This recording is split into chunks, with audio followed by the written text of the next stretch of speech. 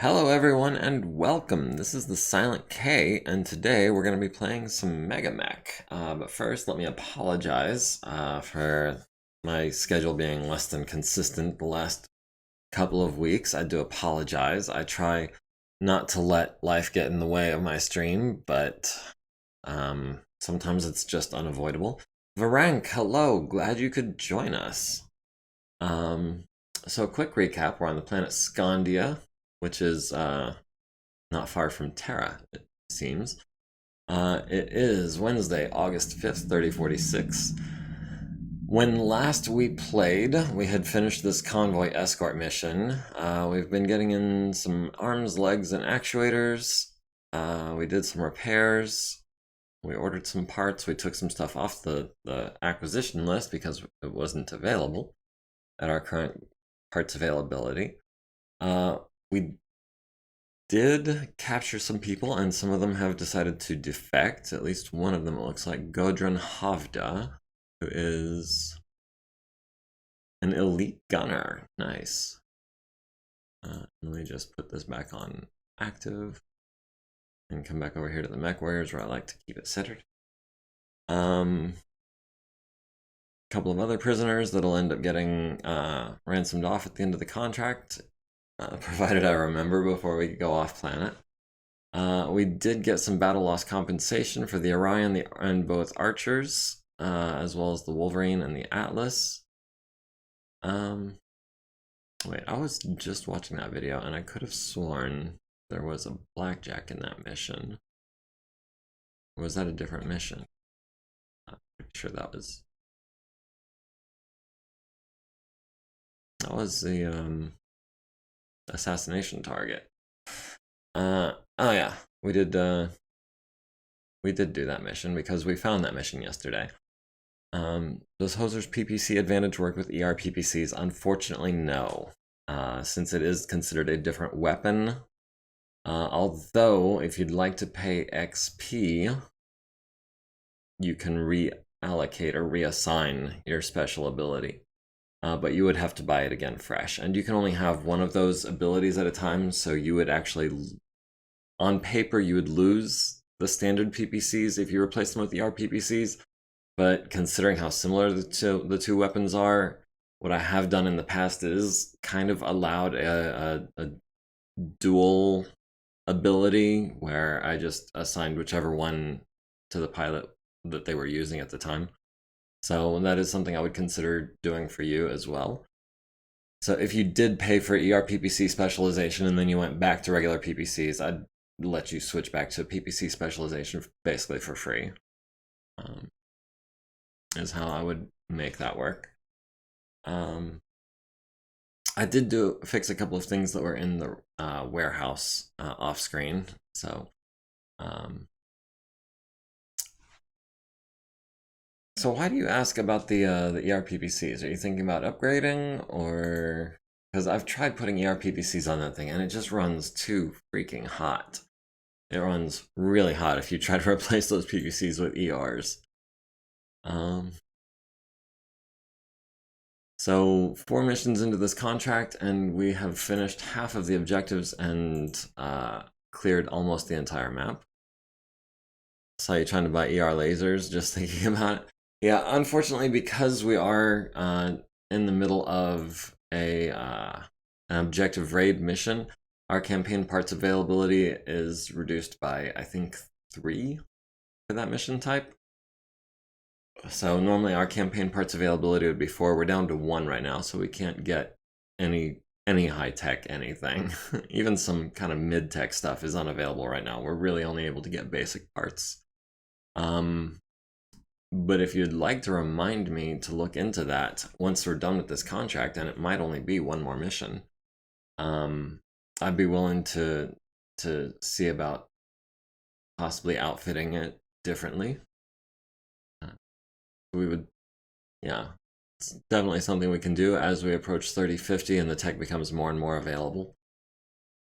And as our standing as a mercenary unit and our fundage continues to increase and we get more opportunities to order stuff between contracts, yeah, we're definitely going to start up-teching a lot of the stuff in the hangar now that we have the techs for it.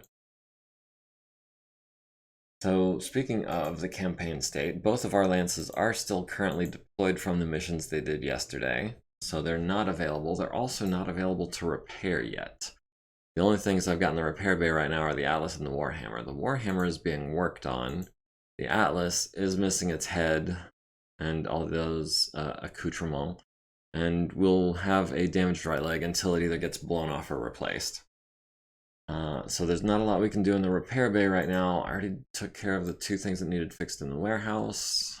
This is a lot of yellow, a lot of lavender too. We have a lot of mechs in storage that we could be using or selling if we needed the funds. Not that we do. We've got 16 million in C-bills, which is enough for pretty much anything I think we would want to purchase. Frederick French did get injured. He's got a concussion. He'll be out for 14 days. And Earl Sinclair also took a couple of wounds. He'll be out of action for 6 days. Which means that Tonga Lance is going to be the one to deploy next, most likely.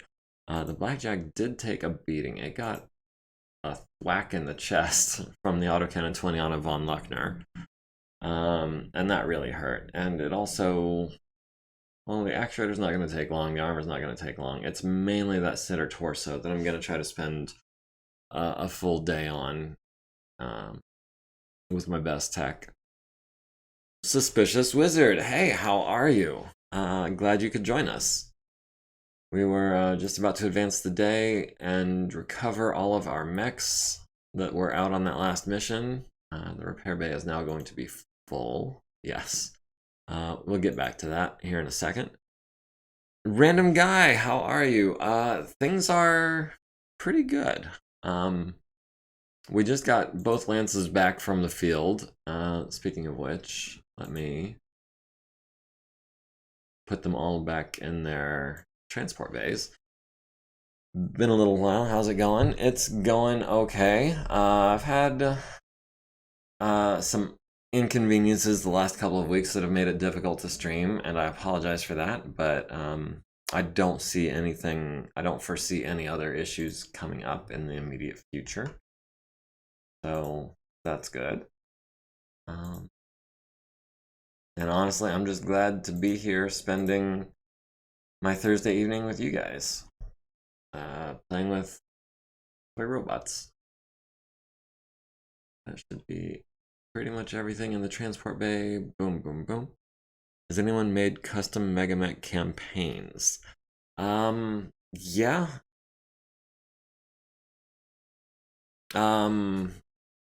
Tirak was running a custom MegaMek campaign for a group of people on his stream. Not recently, but it's all on YouTube if you want to check that out. He goes into a bit more depth, a bit more fluff and flavor with what's going on. It's more of a story. Mine's more of a game. But yeah, there's also actually, I think if you load, is it under data? Somewhere in the files that you download with MegaMek, there should be two campaigns. There's the Fox's Teeth and the Black Widows, I believe, that you can load up when you're starting a fresh campaign. And it gives you, I think, 1 to 3 lances, and they all have custom backstories and portraits and everything, which is really cool, I think. At least they did that in previous versions. I'm not sure it's current to the newest version because they've changed a lot. So we got some torsos in, we got some arms and legs and actuators and some ammo. The only thing we're lacking is some more SRM-6 ammo. That'll be ordered tomorrow, and then we will have cleared the acquisition list. I was thinking it would be cool if there was a planetary capture campaign where you select operations to contribute towards capture. That actually sounds a lot like, I think it's Mech Wars, and I'm not sure if that server is still up. I'm using outdated information. Mech Wars was a server that you could sign up for, and you could participate in battles and earn points for your faction and try to control the map of the inner sphere. I can tell you guys picked that up. That's what it's like living on a busy street. My apologies. Still working on. Oh, Susan is not going to have any time to work on this left torso because she only has 15 minutes a day. Oh, that's going to be many, many days. But yeah, what you're talking about sounds like Mech Wars. There have been. I found various other MegaMek and MekHQ campaigns online. Most of them are not current. And some of them are more game driven, like mine is. Better cars than the local defensive indicator stomping through your house chasing a biker. Yeah, I'd rather have a car drive fast than a Vindicator come through the roof. So Susan working on this Warhammer is going to be a long time, and there's nothing I can do about that aside from GMing that, or I could reassign her. Susan has 6 units. Galaxy Awesome. I'm trying to keep Shasa free, but Penny could take on another one. Russian bro, hey, how's it going? Yeah, we've missed you. How's it going? That's Tsubasa on the Discord, right? I apologize if I sometimes get you guys' aliases mixed up. But Tsubasa, you kind of got the crap kicked out of you by a Von Luckner tank last mission. You took a very solid hit to the center torso on like turn 1. Oh, the dinosaur. Yes, that is Earl Sinclair. That is Random Guy's character.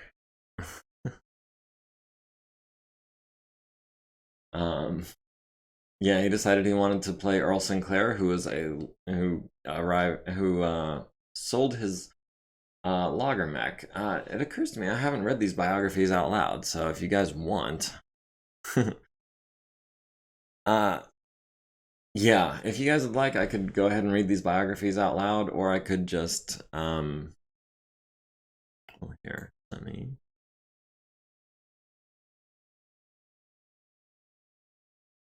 Earl Sinclair was a longtime pilot of forestry mechs on his native planet. Which was, I think it was, yeah, we picked him up on Wing. He wants to go on exciting missions to get away from his nagging wife at home. He still loves her though, but the mercenary life has excited him in his late middle age, and he has successfully left the boring 9-to-5 forestry life behind, selling his forestry mech and setting off for adventure with his wife in tow. Earl prefers long scouting missions, preferably ones with radio silence, as his wife has a tendency to try to figure out his comm channel to berate him for things he forgot to do at home, when dinner is ready, and etc. Starting to rack up quite the personnel log. Got a couple missions under your belt and got 5 kills. Does he keep her in a box under the ejection seat? No, that's reserved for the baby. There was actually a there was an animated picture that was posted on Discord of the baby being spun in a circle during ejection, and we were joking about that. That was a couple of weeks ago. Frederick French, aka Wyvern, wait, that's Wyvern? Yeah, that's Wyvern. A mysterious mech warrior who joined the Challenger Deep on the planet of Callison shortly before their departure for Wing. He brings with him a custom warhammer, which is now unfortunately scrapped. For all we know, he hails from Galatia, the renowned mercenaries star. Yeah, he's actually been with the party longer than pretty much anyone, I think. Ruby Singh grew up in an unremarkable Free Worlds League family, and much to the dismay of her pacifist parents, showed a profound love for all things martial. Signing up for the Free Worlds League military, she showed exceptional talent for mech piloting and gunnery, graduating near the top of her class. A solid but unspectacular 15-year career in the Free Worlds League military eventually led to a long-term posting on Talitha, where she met and married her partner, Penny Gilmore, who is also active in the unit as a technician. becoming Ruby and Penny Singh Gilmore. Deciding to call an end to the nomadic military life, Ruby took up a position as a chief test pilot for Penny's family business, Gilmore MekTech, helping them to develop their hand-built mech model, the Cronus. With sales flagging, a plan was hatched for Ruby to promote the Cronus across the Inner Sphere by taking to the battlefield in one, utilizing her unrivaled knowledge of the chassis to score tens of kills with various Merc outfits. Her partner Penny, an experienced mech tech, accompanies her on this journey, keeping the Cronus in immaculate condition. Market analysis suggests that the greatest untapped market for the Cronus lies on the perpetually warring Lyran-Kiritan border, and so when searching for her next mercenary outfit to join, the Challenger Deep was a solid match. We've got Fred Jones, aka Hoser, aka Varank. Fred Jones was born on Cathal, always loved the ocean but wanted more from life. He found he had a love for battle and battle mechs. He happened on a small group of mercenaries. They had a couple of lucky first missions. He'd been driving a Whitworth, but it didn't suit him well. It just didn't feel right. A more prosperous mercenary Turling, who had a few lances under his command. Fred had participated in a few missions, but after a battle, one of the assault pilots who had been piloting an Awesome was injured. He petitioned his way to replace him for a battle. He did exceptionally well. They left him piloting the Awesome. The pilot he replaced was not at all happy. On his third mission, piloting an Awesome, he had a duel with another Awesome during a battle. The other was a superior Awesome with double heat sinks and more energy weapons. Hoser got lucky and headshot the mech once, and that knocked pilot out. They captured the mech. He made it his new ride. The pilot he had ousted wasn't happy just getting his old mech back.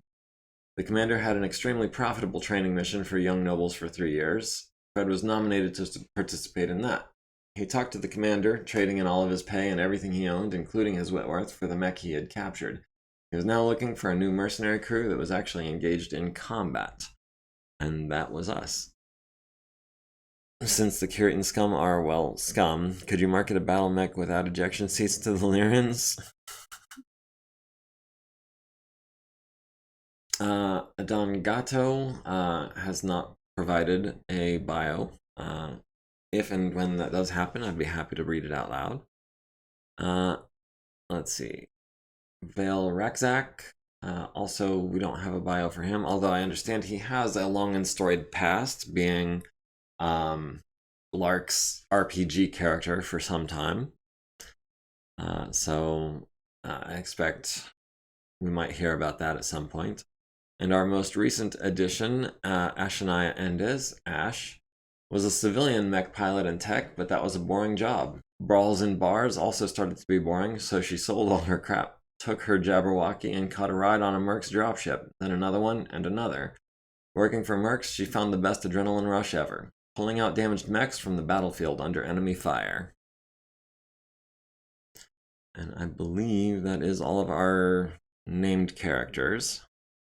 So yeah, definitely very happy to have everyone aboard. Still trying to figure out how to get the Jabberwocky involved in combat. Scavenging is one of the most satisfying pursuits. Yeah, but man, this thing is... this thing has very little armor and no guns. It has 1 point across the back, it has 3 on the arms, 4 on the legs, only 4 on the head. It's very susceptible to PPCs and autocannon 10s. And I did come up with a custom variant of the Jabberwocky that I think I might try to turn this into. It's slightly up-teched and mainly uses the weight savings for extra armor. I can pull that up for you, actually, if you'd like. That's the 65E. And comparing it, it is faster. It has the Force 6 because it switches to a fusion engine. It still has the industrial cockpit, but instead of 32 points of armor, it has 91. So it has 15 in the center torso, 12 in the legs, substantially more armor, about 3 times more. Hold up, is that an Atlas 2 I see? No, that is an Atlas 2D. Or, yeah, AS7D.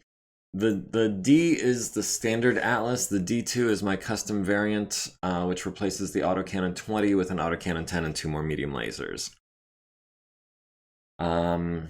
It's got, I feel like, the same amount of firepower at close range, but it has more long range firepower.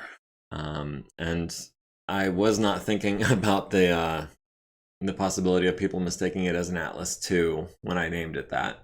And you're not the first. Do what I did and jam a long tom in there. I mean, you could.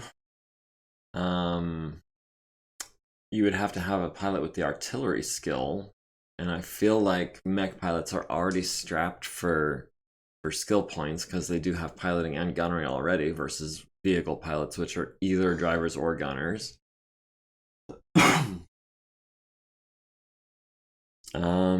Yeah, without the artillery skill, you're pretty much guaranteed to have uh, uh, what's the word?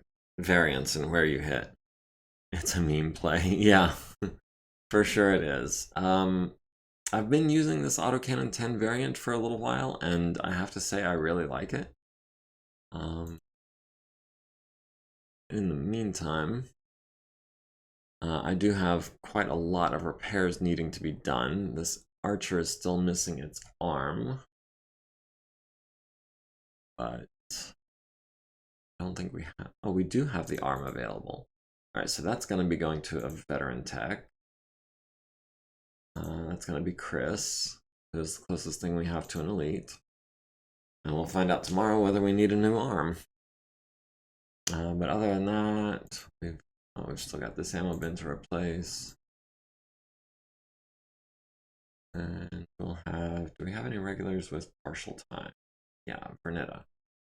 Forgot she was a tech as well. Okay, so the arm should hopefully be done tomorrow.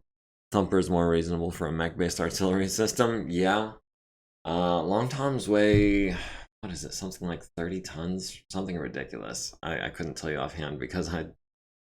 30 tons? Yeah. Something ridiculous. That would be the autocannon 20, the LRM 20, the ammo for both, and a couple medium lasers, I think, just for good measure, you'd have to pull out to get that 30 tons. Or the SRM6. The SRM6 would work too, but then you'd be fully committed to that, to the long tom. You can fit three medium lasers. And the fact that you know this, I get a kick out of that. I love modifying mechs in weird and unusual ways, especially when it turns out to be really effective. Okay.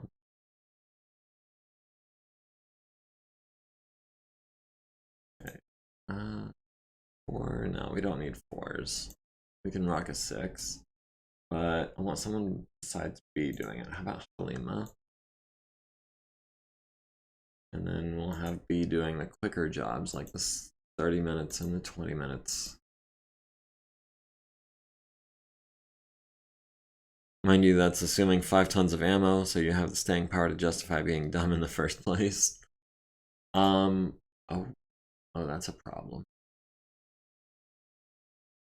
5 tons of ammo, that's what, 5 shots per ton, right?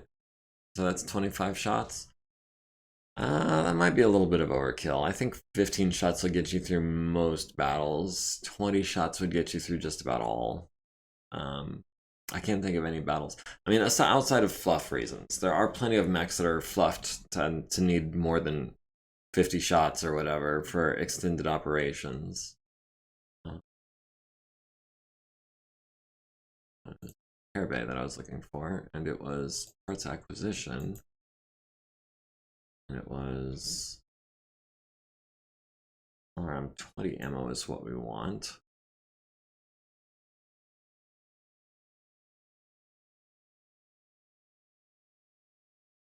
And we're gonna want quite a lot of that actually.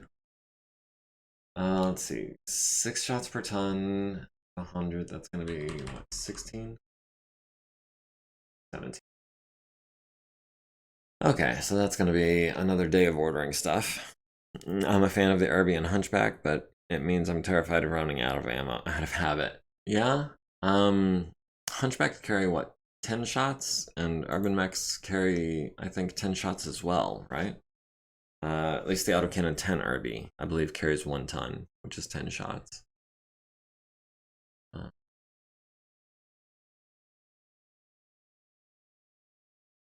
So yeah, 10 shots is a bit light. Never, not enough, never enough. Yeah, 10 shots is a bit light. In my opinion, 15 shots will get you through 90% of battles. But you don't want to be in one of those 10% battles and run out of ammo. So I try to keep it closer to 12 or 15 for most weapons.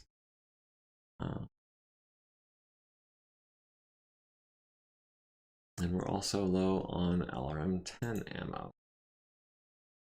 And by low, I mean out, which I did see on the list. That's 12, 24, 36, 48, 60, 72, 84, 96. We'll go over 100. I like to try to keep at least 100 rounds. Yeah, 9 times 12. That works. For the stuff that I use a lot of, I try to keep at least 100 rounds on hand. Ditch the small laser and both the RB and Hunchy for an extra half ton of ammo. Half tons are only a thing in the video games, not the tabletop. And I'm including MegaMek as tabletop in this example.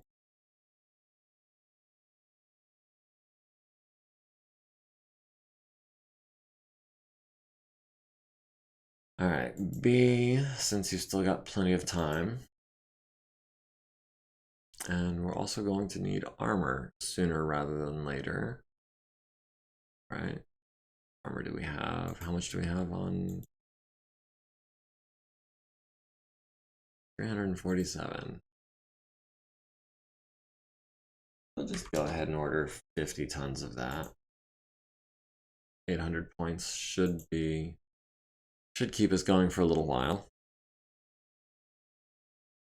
Keep the shells in your cockpit, manually load them.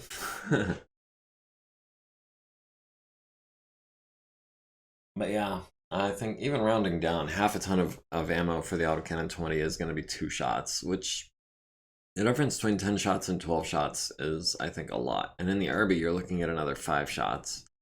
So I'd definitely consider it worthwhile if it were an option. I just, it saddens me that it's not an option in the tabletop. Alright. Center torso on the blackjack. Wanted that to go to... That's actually not that difficult. But I still don't want to screw it up.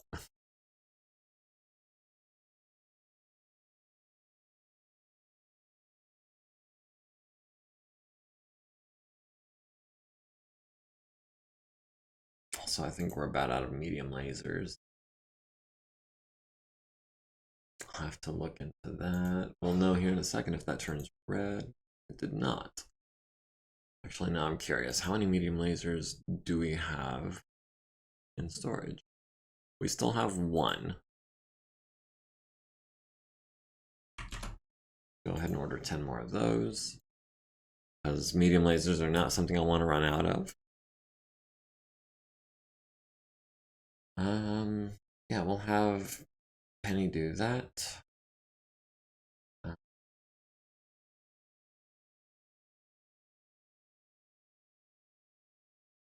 B, you're next in line to be a veteran. You just need 8 more XP, so we'll start working on that for you.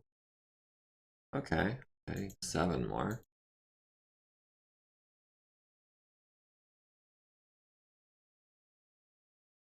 Forgot Halima had edge. That was fortunate.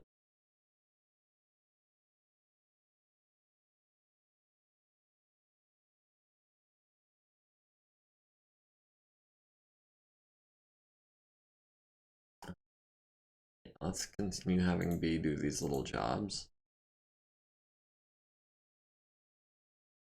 Wait. Was that all of her time? Did that work out evenly and I didn't even notice? I was just blindly clicking.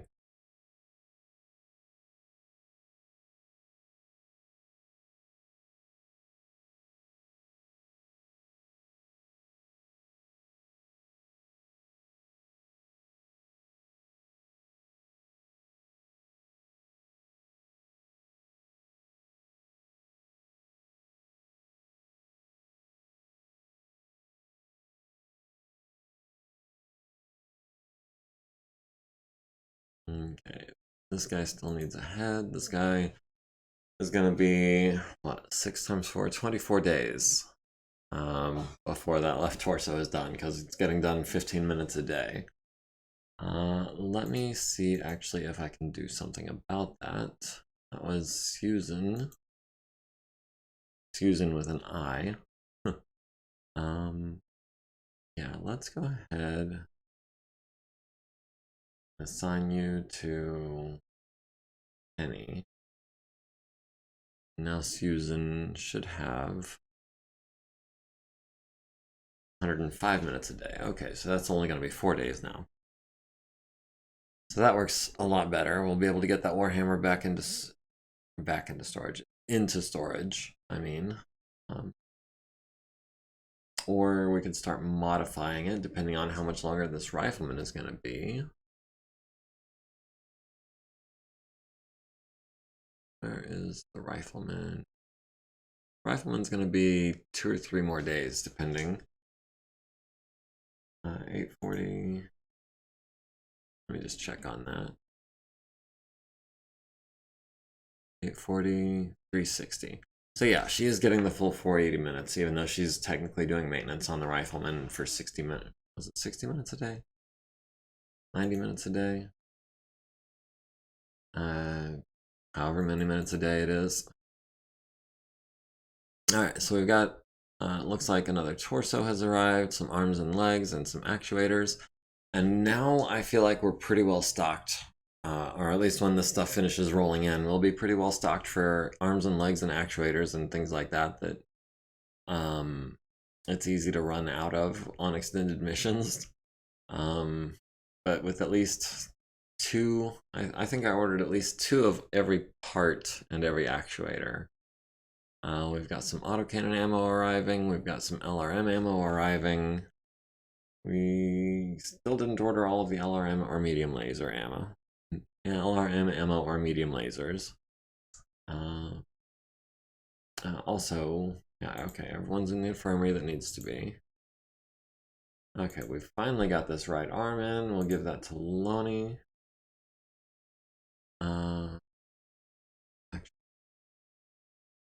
Wait, did we fail that last time?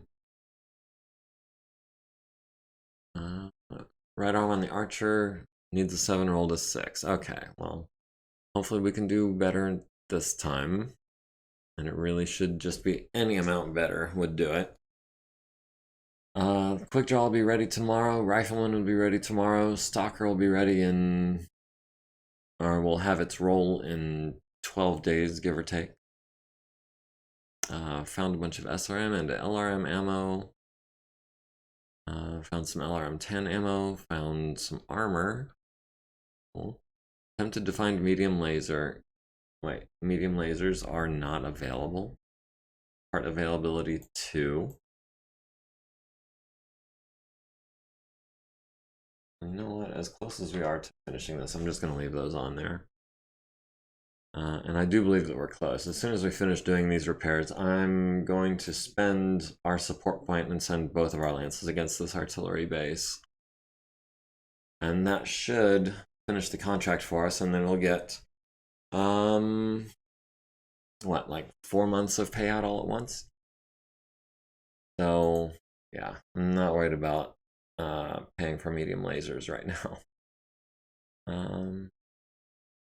Alright, so what else can we do in the repair bay? So we've got the arm working again. We do have the LRM ammo in, so we can get this guy off the list. Got the LRM-10 ammo, so we can get this guy off the list. We've got that ammo in, so we can get that guy off the list. Veronica could start on the head. Does Veronica have edge? I don't think she does. No, she doesn't. Who has edge? That's Lonnie. Okay, Lonnie is already working on a thing. An arm. Okay, so the Atlas, we'll have that fixed up in a couple of days. Warhammer, the Archer will hopefully be done tomorrow. Let me give it one more day, being that it's Friday. I don't want to go to Monday and risk picking up an extra mission if I can help it. Okay, so we got a head in, some left torsos, some arms, some legs, a bunch of actuators, a bunch more ammo. Still working on the left torso on the Warhammer. We did get the arm on the Archer, so that'll be done today. Rifleman is complete. The quick draw is complete. So yeah, this day was definitely worth waiting for. Looking for and finding some LRM-10 ammo, but not the lasers, because we knew that.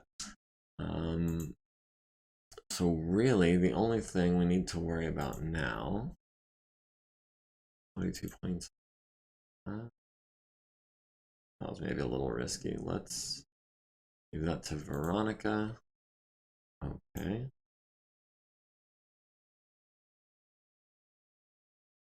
Do we give that to Chris, or do we have Chris start on the Atlas head? No, Chris doesn't have edge, does she? Oh, Chris does have edge, and Mrs. Fix-It. Let's go ahead and have a tech with edge work on that head, because heads are expensive. And we'll have, I guess, really don't want to lose 22 points of armor, so we'll have a regular tech spend all day on that. No big deal. Put in some actuators.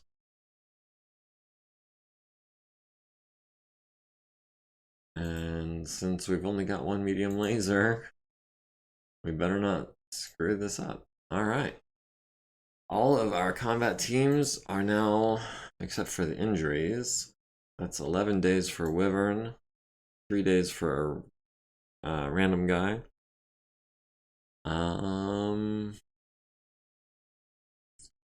It's +1 piloting, which effectively makes him a 3/5, which is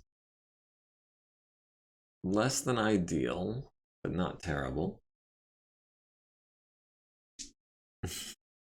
Hey, Frank.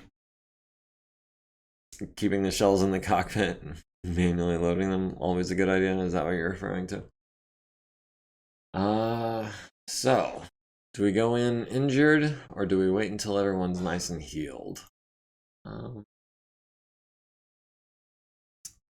Random guy is not taking any penalties for his, so for all the injuries that we have, we're only suffering a difference of 1 mech with a piloting of 1.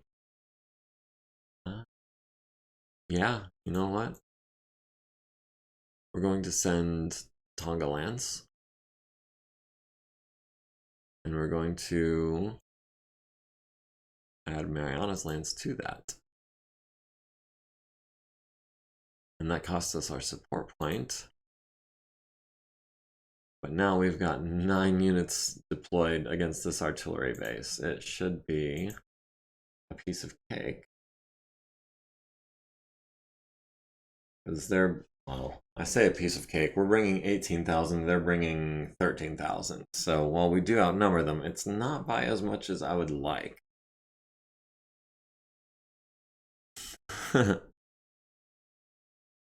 Yeah. when I redo Thunderbolts, I like to put the machine gun ammo in that arm, because then at least you have a chance of surviving.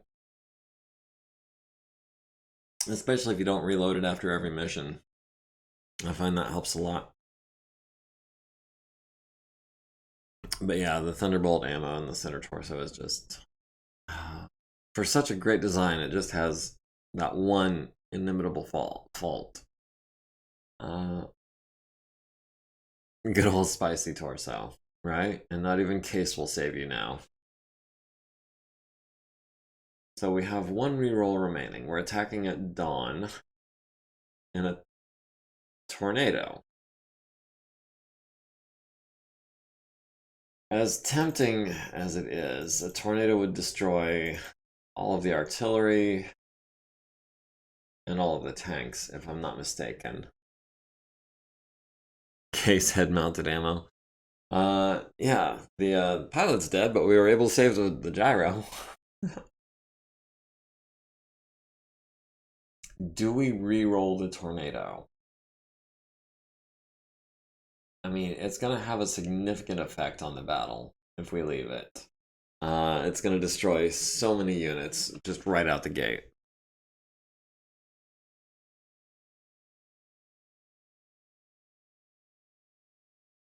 We would be sending 2 heavy lances against 2 light lances.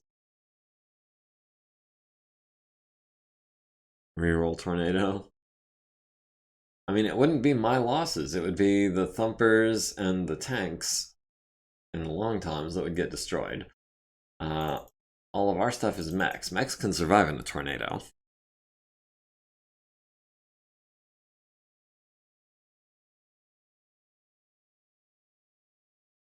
I mean, that would be more kills for us. I mean, if we re-roll the tornado into something that the tanks can survive, we would be able to kill the tanks and get more XP. I haven't had a tornado yet. I kept re-rolling whenever I see it. It's rough. It is impossible to fire missiles. Completely 100% impossible to fire missiles. It gives you, I think, a +3 on all ballistic weapons and maybe energy weapons as well, if I recall. It affects all of your piloting skill rolls by a modifier of 3 or 4, something ridiculous. Your archer will have a hard time and make a much longer battle. The wind blow away your lasers. I think it's actually because like it's moving the mech enough to make your aim difficult. Is the way I interpret it. Um, not actually causing windage on the laser itself. So do we want the kills or do we want the easy battle? Gundam can have curved lasers, so can Battletech. Yeah.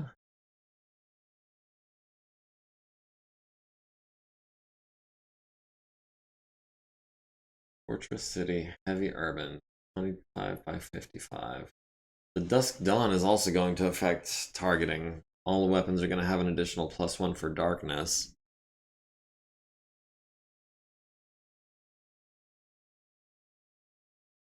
I'm going to reroll the tornado. Okay, now we've got clear calm with no fog.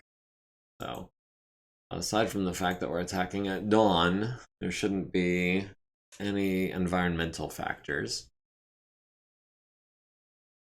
Okay, we're going to... The base turrets need to survive, or at least I want them to survive. Actually, I don't know why. Because I normally try to capture bases, and to do that, you have to let the turrets survive.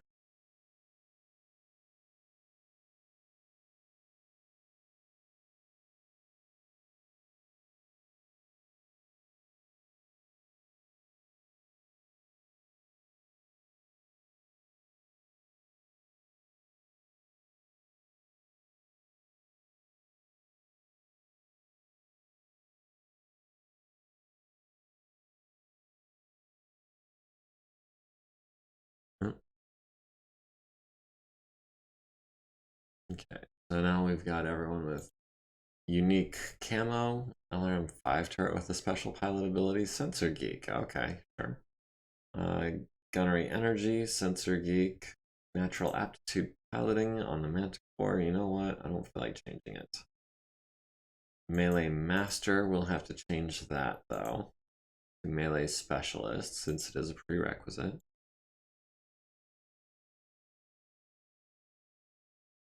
Terrain Master Swamp Beast, that's not going to be effective at all, and Dodge. The Scimitar, Manticore, Bulldog are the 2 Manticores, the Bulldog and the Scimitar are deploying on round 7. And those are the Hot Drop, they're deploying in the center. All of the bad guys are deploying in the center, we're deploying from the south. Except for... Apparently it thinks that we don't travel as a group. But I'm here to tell you that we do. Oh, wrong button. I've never seen it do that before. That was interesting. Configure. Thank you. No, we're sending out 2 lances and we're sending them together. And we're going to take out this this artillery base and all these artillery guys.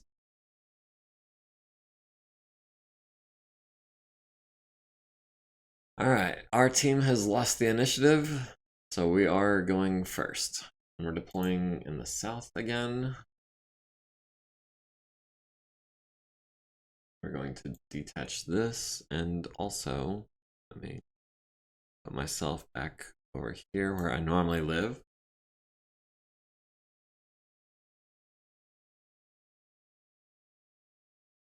All right, let's just get this out of the way for now. Wait, what? I'm waiting. I'm just looking.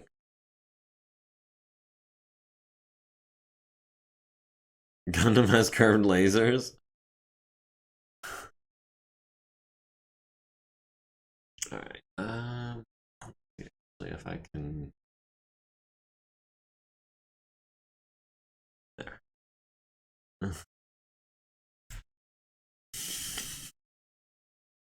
I also was not aware that Gundam had curved lasers. And what is going on in this hex? Improved position. Okay, I think that's just for infantry. I don't think my mechs are going to be able to take advantage of that, but that's interesting to note. I wonder if the vehicles can take advantage of the improved positions. Now they're deploying in the center, which is going to be from 55 hexes of height. I think they're going to be able to deploy from something like 20 to 40. So we can expect them to fit kind of in this range down to this range. All right. Oh, we've got a full roster today, boys and girls. Let us start with our anchor. We're going to start with Hoser front and center, and he's just going to walk down that street and try to clear everything out of that street. I have a feeling that the Atlas can do the same on our left flank. And it is the Banshee on the right flank. Okay, so we've got our anchor points. We've got 3 assault mechs coming up the 3 avenues of approach. We've got them covered. We've got our artillery in place, as it were. Next we've got a bunch of 4.6s and a couple of 5.8s. So I'm thinking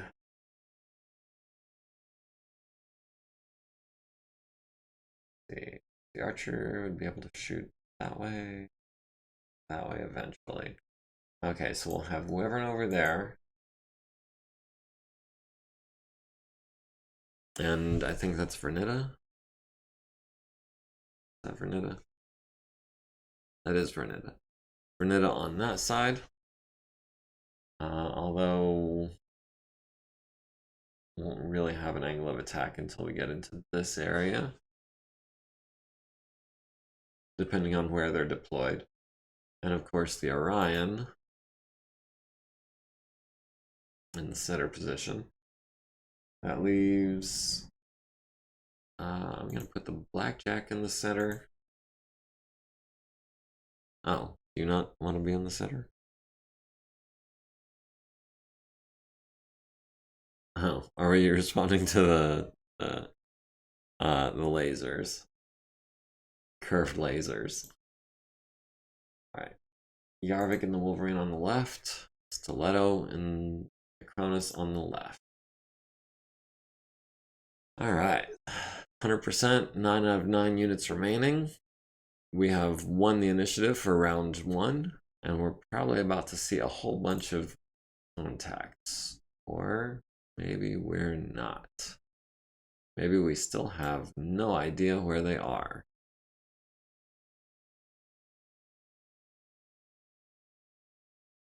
Alright. So we're going to have the Cronus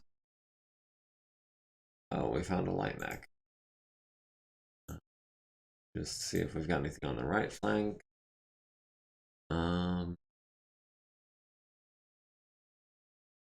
We'll have Petra move up the center.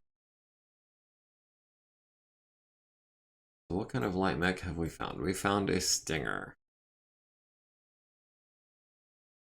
That is a Stinger with just 2 machine guns, no medium laser, it appears. Yeah, I get the feeling we're gonna steamroll these guys something fierce.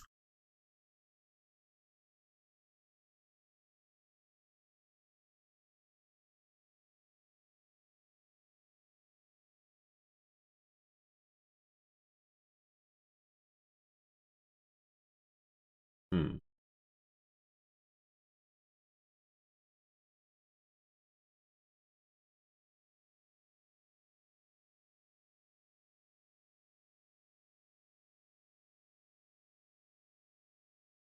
Hmm. I don't think we're gonna be able to see him. So I can't think of any reason not to run.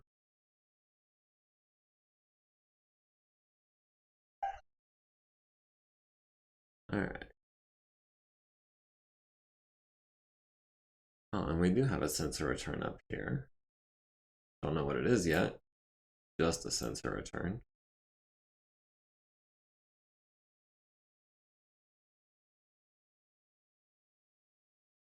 So we've got 13s on the Stinger. That's not worth trying. Impossible. Possible.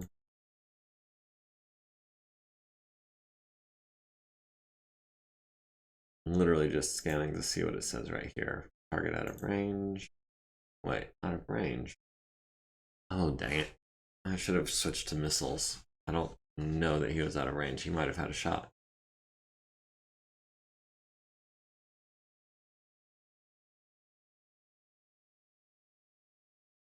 Outside of visual range. Yeah, we knew that. Physical attacks. Yeah, nobody's punching or kicking buildings right now.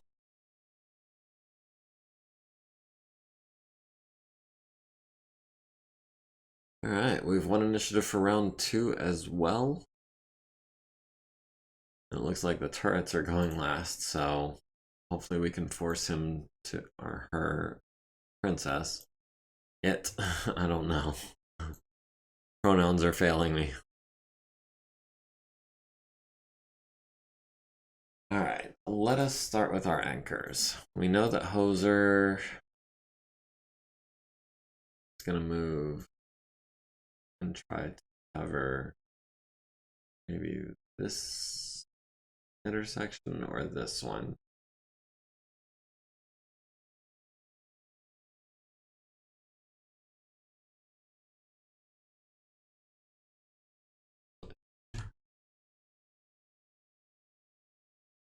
Because they might actually be there. Nope.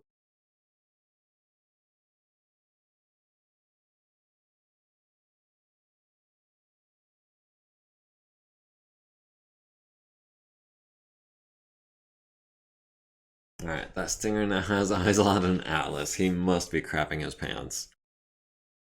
Imagine not punching or kicking buildings for the fun of it. Yeah, it's just so many more clicks. You have to click on your target, you have to click here, you have to click OK. It's just not worth it. Okay, so we've got eyes on a wasp now as well, and not only that, but one that has already moved. We can get 2, 3, 4, 5, 6 hexes from it. That's medium range for our medium lasers. And also SRMs? Yes, also SRM. That's worth moving up for.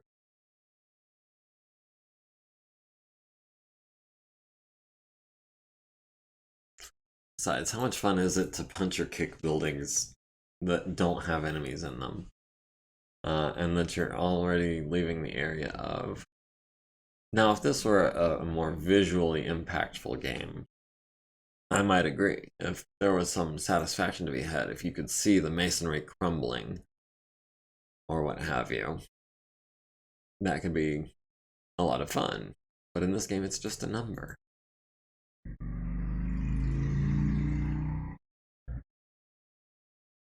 Alright, we're not quite gonna have eyes on that stinger with most of these guys, but we can start boxing him in.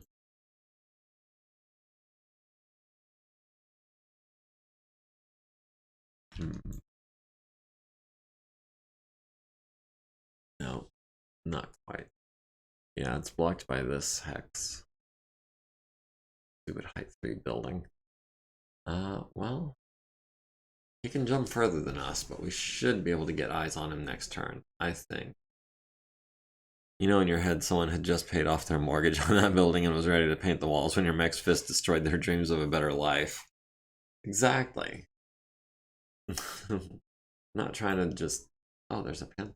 We're not trying to just cause harassment and bereavement amongst the population for no reason.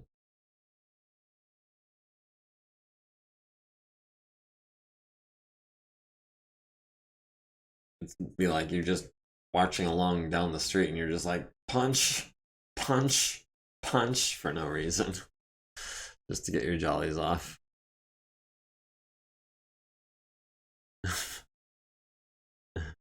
To roleplay being Godzilla. Silent K has artillery. The rules change when he has artilleries. You aren't being paid not to do that. Yeah, the rules definitely change when there's artillery involved. And in fact, there is artillery involved. And I think we may have... Yes, we have just spotted one. We've got eyes on a thumper.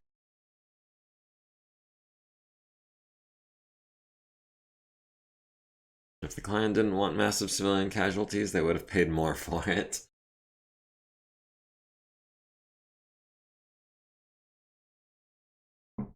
Well, whether or not it's us causing the damage is being caused. Heavy buildings taking 25, 15, 15, 15, 5, 5, 5, and that's just from... I think that's just from one long tom. Oof. Wait, where did that hit? I did not see. Oh, that's behind us. Okay. Could be worse. Hardened buildings? Yeah, I believe since this was, what was it, an urban... Let me move this out of the way and check this. It was an urban fortress city, I think? Yeah. We're fighting in a heavy urban fortress city, so pretty much all the buildings are going to be hardened. The city has been leveled so damn many times, they preemptively fortify them against battle mechs. And artillery, apparently. Although some of those buildings were starting to look a little sketchy already. Alright. So, put this here for now while we're dealing with the left side of the screen. And as always, I'd like to start with the biggest guns first, and that's going to be our 10-pointer on a 13. So sadly, no. That's going to be an 11. Yeah, that's worth some ammo. Next up is going to be large laser on a 10. Oh, hold on. It does bother me that in this version, backspace no longer works the way it did in previous versions. We'll go 1 medium laser and the SRM4 and put us at 2 heat. No, I don't think I want to build up 2 heat on 12s. I'll take the 10 and I'll fire the missiles.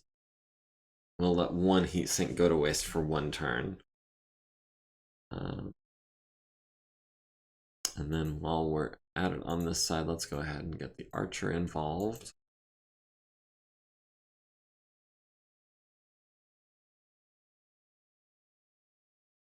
On 10s. Do we build up 2 heat on a 10? That's an interesting question. Yeah. because we're not likely to have a target next, or much longer than next turn. Alright, now against the Panther. We've got Hoser with the PPCs on 6s, so that's gonna cause some hurting, and 8s. We'll hold off on the 10s.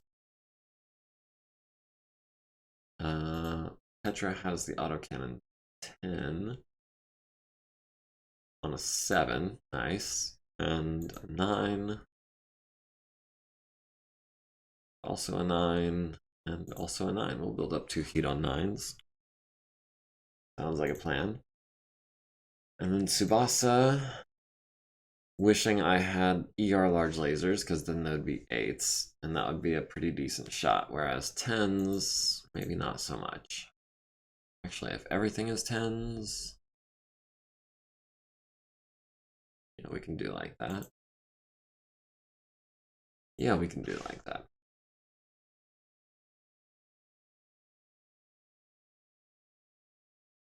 And then against the Wasp, who's got the big gun here? That would be the 2 PPCs and the autocannon 10. On a 12. Okay, that's just going to be the 2 PPCs.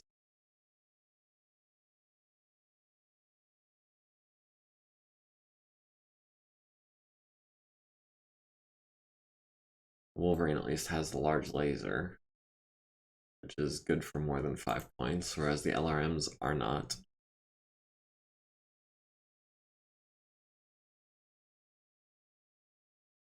Yeah, we'll wait on that.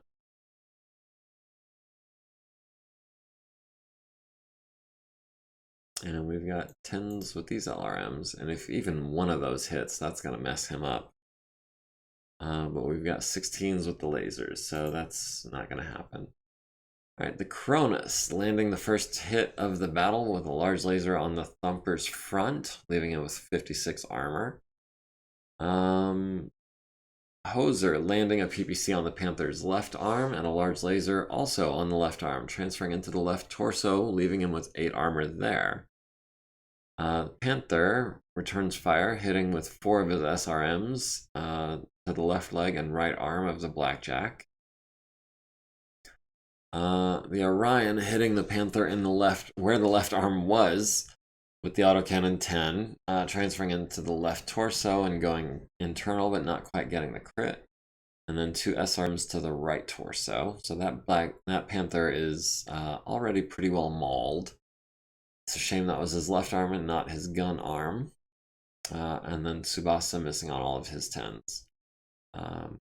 But he's just as fast as that Panther, so that Panther's not going to be able to get away. Let's see. Warwolf missing on 12s. Wolverine missing on 12s. And the Archer landing one of his LRMs on a 10. Needs a 10, gets an 11. Hits with all 20. Hits the center torso twice, double critting the engine. Hits the left arm twice, destroying it and transferring into the left torso. So this Wasp is now in worse shape than it looks like there. Oh, bother. The Wasp stays standing. The Panther does not. The Panther takes 4 to the right arm and needs a 6 to avoid damage, gets a 12. Alright, physical attacks. I wish it wouldn't keep resizing every time I did that. Because kind of a pain to resize back. Should write a letter to the developers. Strongly worded letter. But I don't think any of our people has effective melee attacks, so this is going to be a quick phase. Random guy, yeah, okay. So Hoser is at 2 heat. Orion, that's Petra, I believe, is at 2 heat.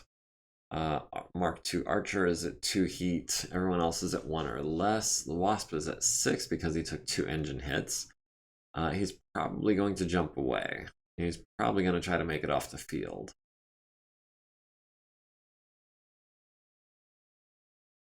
We've won the initiative for round 3. We're at 99.86% of our battle value remaining. The Op 4 is at 99.5, or the artillery garrison is at 99.5. Primary Op 4 is at 95.5. And the airdrop will be landing in 4 turns, and they'll likely be trying to land behind us.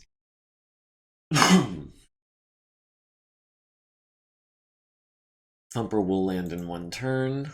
I'm guessing the Long Tom will be landing this turn.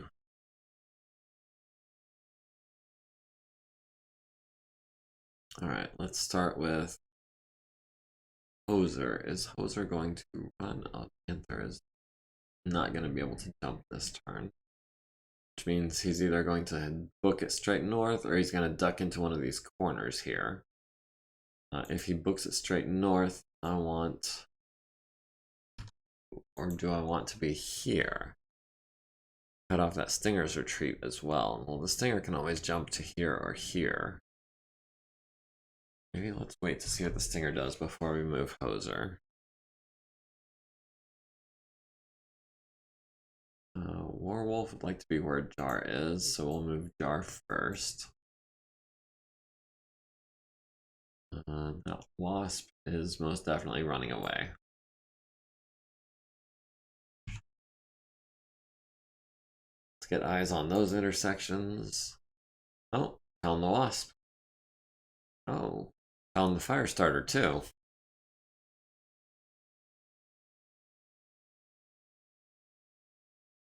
Alright, so who else can we move? We want to move Stiletto first, I think. Or actually, that Panther has already moved. We can get eyes on that Panther with a walk. Hopefully that'll be a pretty easy shot. He's not going to be super evasive. Yeah, he's only got a target movement modifier of 2. 3 for walking, 4 for darkness, plus range.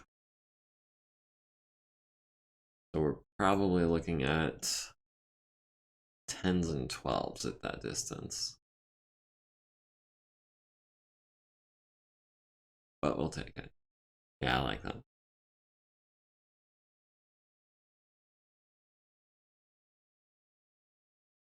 I want to see where that... Oh. Easy.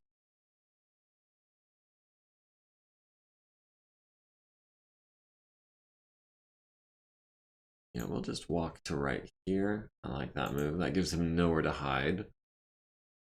And if he fails to get up, then that gives us a kick on a prone Panther.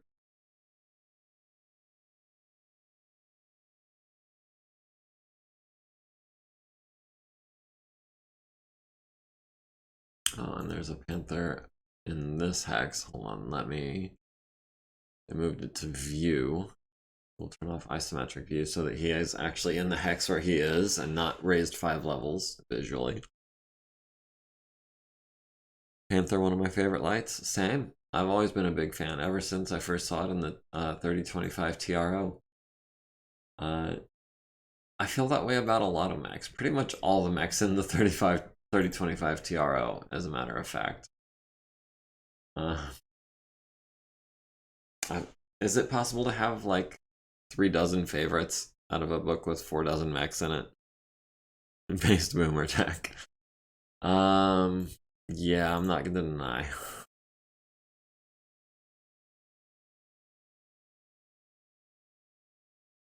Horrible.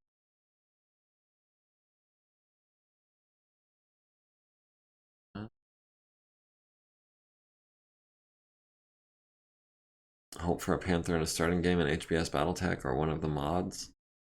Yeah, in HBS Battletech without mods, I think you generally start with just the Blackjack, right? And then you have to salvage everything else, or no, you pick up a whole lance at the beginning of the game, but I'm pretty sure that's predetermined, isn't it? Of course, mods change everything. Alright. Yarvik and Wyvern, I think, can handle a pair of Wasps, but we've got 2 Panthers and a Firestarter around here somewhere. over towards the center of the map. So I'm gonna have Warwolf head this way to keep eyes on that stinger. Campaign options, but really I haven't played vanilla in forever. Yeah, vanilla for that game is definitely past its prime. There's no denying that. Alright, so the stinger decided to stay there, which is where he can be seen and shot at by the Atlas.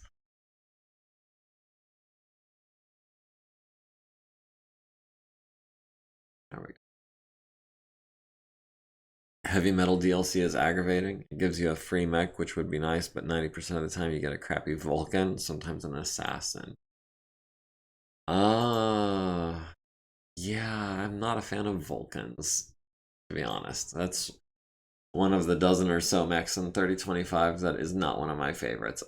I kind of like the way it looks, and it's not bad with quirks in its intended role as an anti-infantry, anti-vehicle platform. But against mechs, its maximum damage output is what, 11?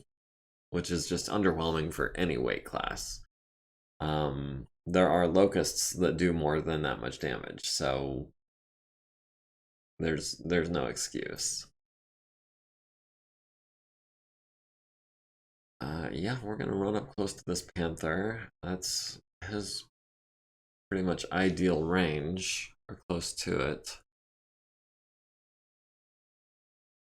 His movement mod was 2, 3, 4 for running, 5, 6 for range, 7 for darkness. We'd be looking at 11s, 9 with the large laser.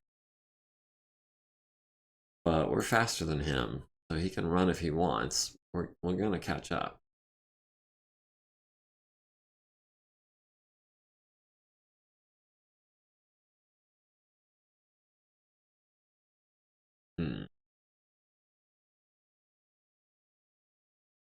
Hoser.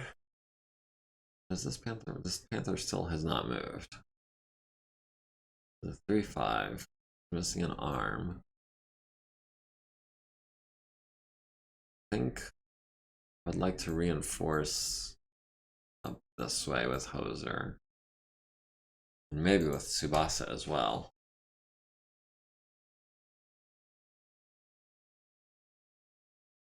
Vulcan is better than Assassin in my world. Does he have jump jets, that panther? Yes, but he's prone, so he can't use them. So where the heck did he go?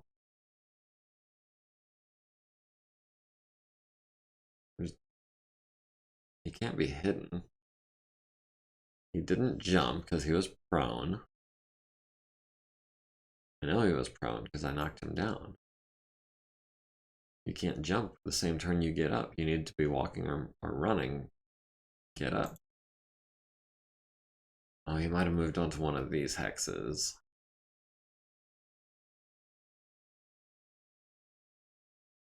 Yeah. Panther needs a 5 to get up. Rolls the 5, so then he would only have 4 movement points after that, even at a run. Okay, so the Thumper, hitting buildings for 15 and 5 points of damage.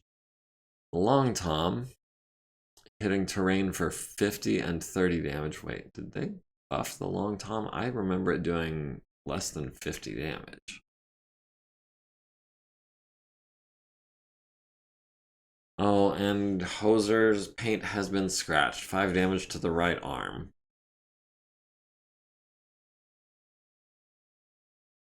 Long Tom hitting hardened buildings for 15 and 5. Some of these buildings are down to less than 70 points.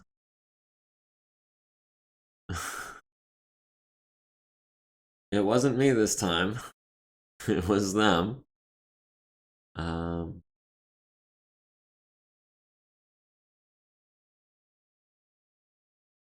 Okay, so yeah, they are kind of starting to close in on our position. We need to stay moving. Alright, we can start.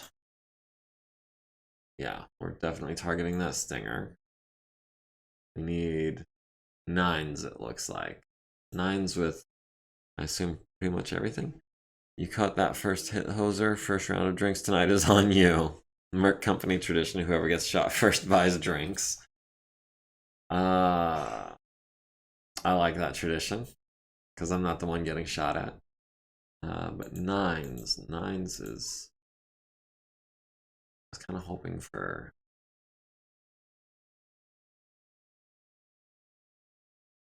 better than nines at this range.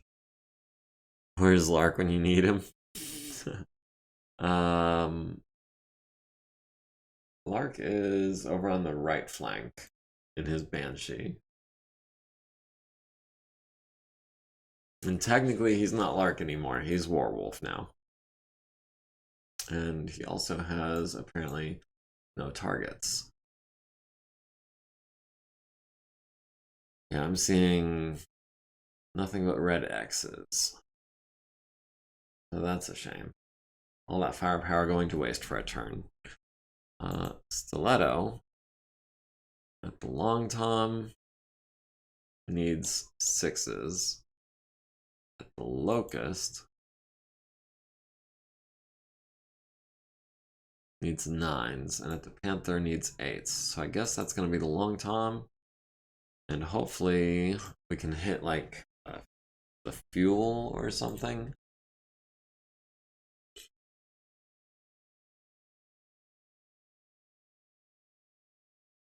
Or we could turn and catch that Thumper in the side. Probably... Well... Okay, yeah, no. We're not hitting the Thumper. It's gonna be the Long Tom.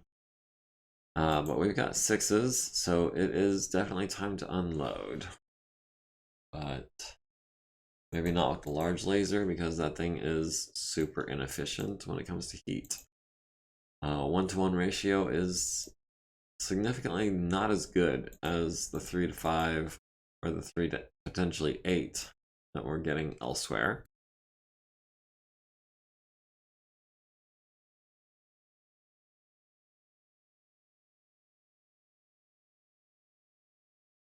Oh, yeah, there he is. Let me just shoot you in the back.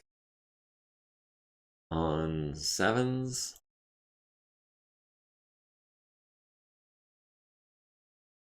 We go, yeah, we're gonna go with 2 larges.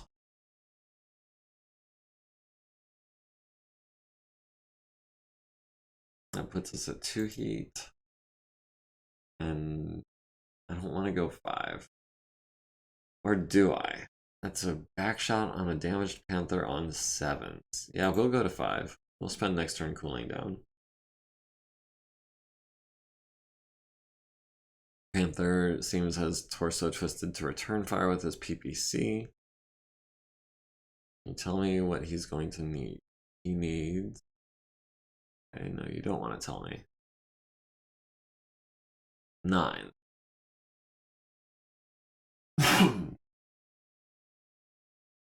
A Hoser with apparently no targets.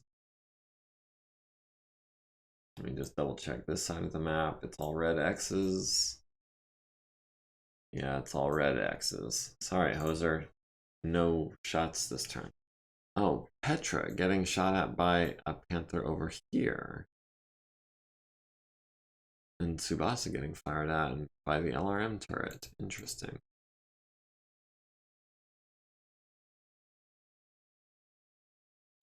Alright, since we don't have a shot on the damaged Panther, we'll take a shot at the one that's firing on us. So that'll be a 9. It'll be a pair of 11s and a 9. Yeah, I think I like that, leaving us at 3 heat.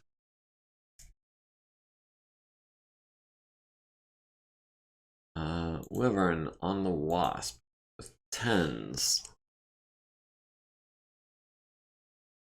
and 12s. We'll do 2 12s, but it's not worth overheating for.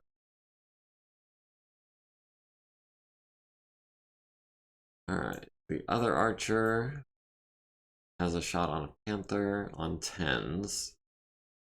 We'll build up to 4 heat. Well, He's gonna jump out of the way next turn. We'll take the shot while we've got it. We'll maybe cool down next turn or switch to lasers.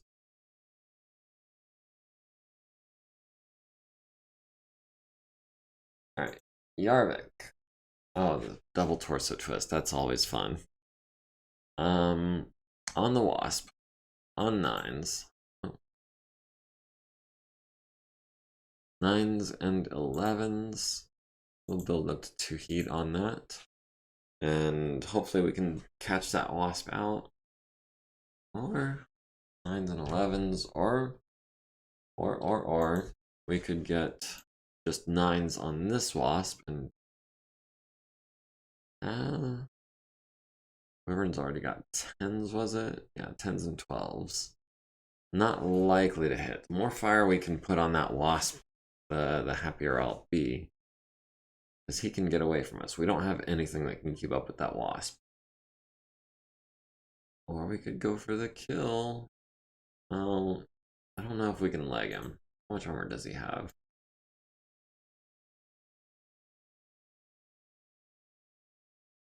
6 armor and 4 structure, that's 10. That's more than we can reliably put out on 9s and 11s. So we're going to let him go. We'll take the 9s. We'll go up to 2 heat on a 9. Alright. Long Tom, artillery piece, firing its machine guns at the Cronus and missing on 11s. The Atlas, firing on the Stinger, needing 9s with everything and connecting with none of it. The Stinger, hitting the Atlas with nothing on 8s. The Locust on the Cronus, missing on 10s and 12s with his laser and machine guns. The Cronus at the Long Tom, costing it a movement point with his first shot. Her first shot. Hitting it in the rear, and then the right side, and then the right side costing it another movement point. That thing was super slow to begin with, but missing with the SRMs. Let's see, the Blackjack on the Panther into the rear on 7s, hitting the left torso, transferring into the rear torso, leaving a 3 structure, right torso rear with a large laser, leaving it with 5 structure, medium lasers to the right leg, and missing with the other 2. That's a shame. Didn't quite penetrate the leg, didn't quite take out the right torso, didn't quite take out the left torso. So he has suffered a withering barrage, but he's still standing and still fully armed, except for the one he's missing. So fully capable aside from punching with his left arm. Panther landing a PPC on the Cronus's left arm, needing a 10 gets a 12. And then the other Panther needs a 9 on the Blackjack but misses. And then the third Panther on the Orion needs an 11 and misses. The LRM-5 quad turret landing 5 LRMs on the Blackjack to the right arm. The Orion on the Panther needing 9s and 11s missing.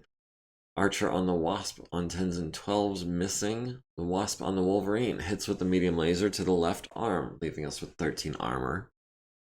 Archer on the Panther needing 10s, Wolverine on the Wasp needing 9s, all of it missing. The Panther, being the only one needs to make a piloting skill roll, needs a 6, gets a 12.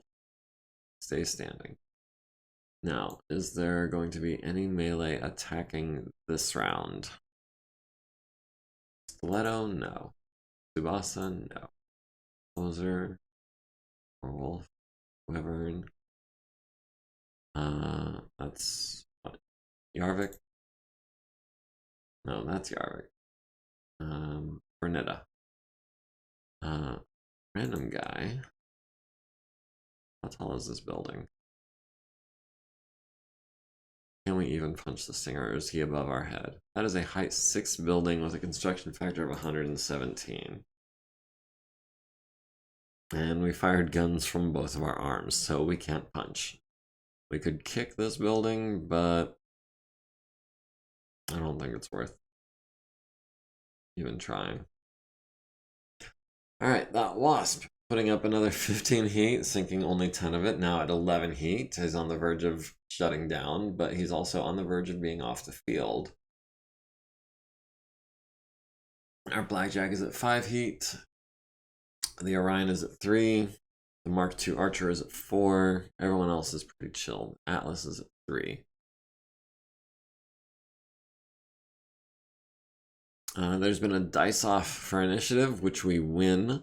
So we do have the advantage there. We're still at 99.25%. The artillery is at 91%. The op4 is at 93%. So we still have 3 rounds before the hot drop falls.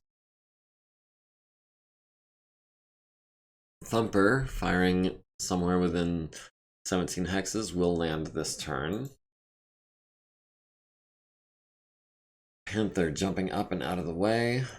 Stiletto could conceivably chase him down.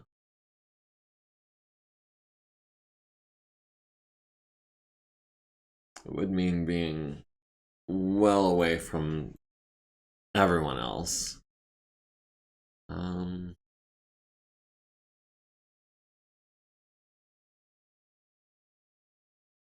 We start with Hoser. No, I think maybe we start with Tsubasa. Do we have eyes on this Panther? No. No, that just barely crosses into both of those hexes. Technically on the side of the hex, but in that case, there's no LOS.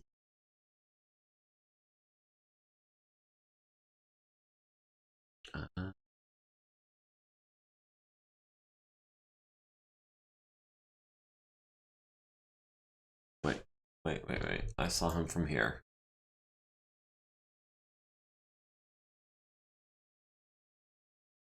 That's a range of 1, 2, 3, 4, 5, 6, 7. So that's LRM range.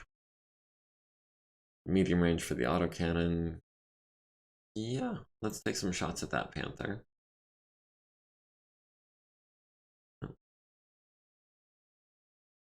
Not what I meant to do.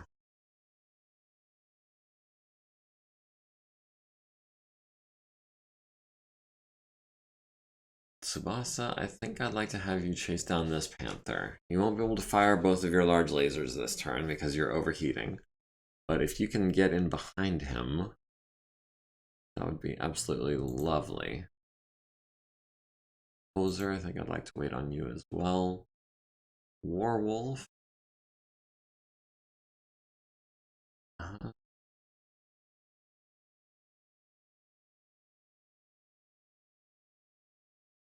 Would need, what, a 4 in that case, or a 3?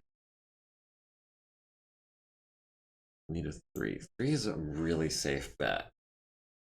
I mean, it's still technically a bet, but it's a really safe bet.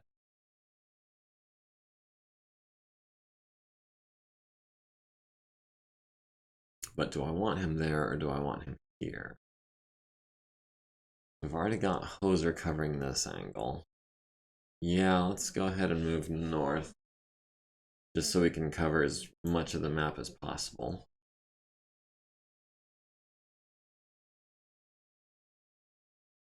Oh, the Firestarter has made another appearance.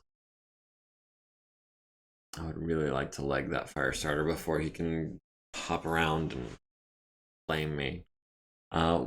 When it comes to flamers, we are using the optional, or the, I guess the standard rule that flamers can cause heat or damage, but we're not using the optional rule that lets them do both. Just for everyone's edification. Meanwhile, I'm trying to figure out who can I afford to move without giving up initiative somewhere where I want to keep it. Can we do that? On a 5. 5 is less of a safe bet. Perhaps Yarvik. Come up here. Still can't see that Panther this turn.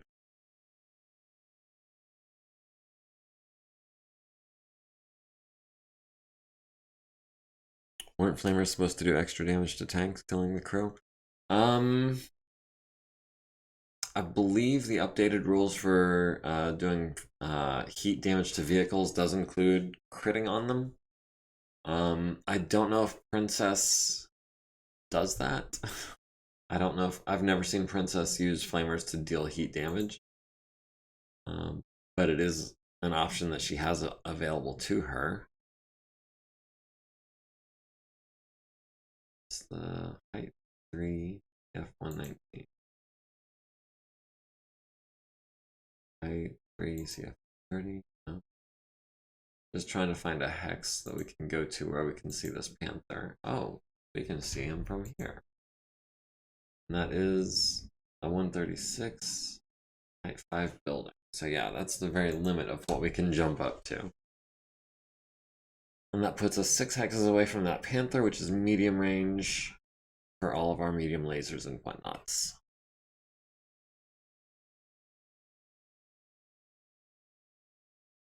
Now Stiletto could try to close with this Long Tom, which is probably actually the best move because that Long Tom apparently does 50 points of damage when it hits. I'd love to get in behind that panther and do to him what I did to the other guy.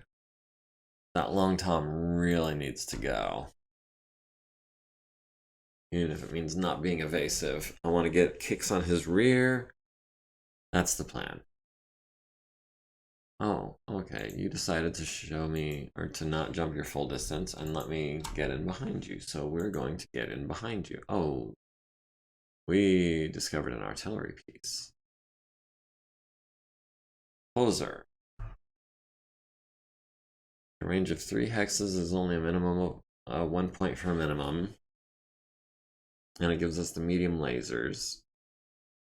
Or we could get in closer. That's +2 with the PPCs. Gives us an additional evasion, but it gets us closer. He's only got machine gun. But it gets us a kick. Do we want to use the PPCs, or do we want to take a 2-point penalty on the PPCs to go for the kick? I'm wondering. Yeah, the medium lasers are in the legs. So we'd only be able to fire 2 of the medium lasers if we were going for the kick. You got what? 38 heat sinks. So that'd be 2 PPCs, the large laser, 28. 2 mediums would be 34. 35 for moving. Yeah, I wouldn't be using all of your heat sinks if I went in for the kick. So, I think I have our answer. Height 3 building, but it's not in the line. Wait, that's a height 1 garden building. Can we see him from there? It's saying we can.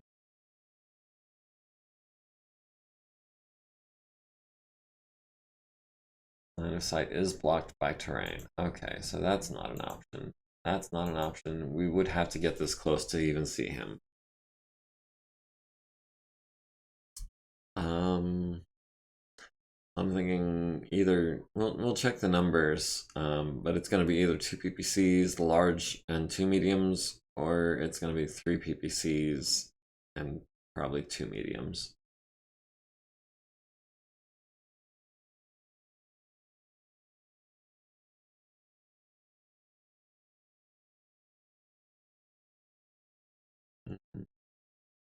Yeah, I like that zoom level better. All right.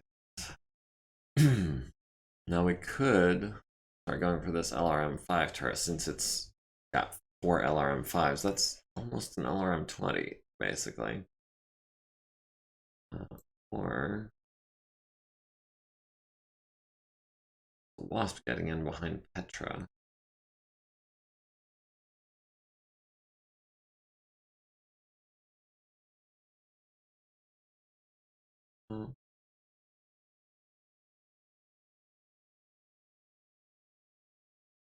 Still on a 5.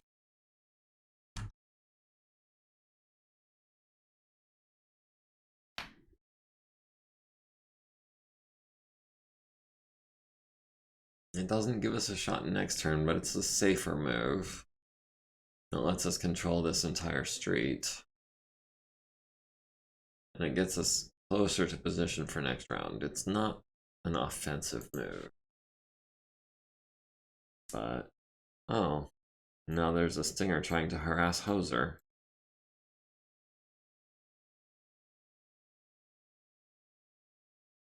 Leg-mounted weapons are weird. They are a little bit, I'm not gonna lie, but sometimes you just gotta have those crit spaces and nothing else will fit. And it sucks, in my opinion, that Inner Sphere double heat sinks take 3 crit locations, because that automatically keeps you from putting them in the legs or center torso, which is lame to me. Heat sinks should be leg mountable, in my opinion, but I'm not trying to say the game is wrong or anything like that. I'm not trying to change the rules or house rule anything. I just deal with the fact that I can't put double heat sinks in the legs until I start using clan double heat sinks. Install secondary cockpits in the legs with sponson mounted machine guns. That would actually be a really cool idea, because the cockpit only takes 1 crit spot, the machine gun only takes 1 crit spot. I mean, I can't think of any reason it wouldn't be possible. There's already torso mounted cockpits. Why not? That's actually really funny. I like that idea.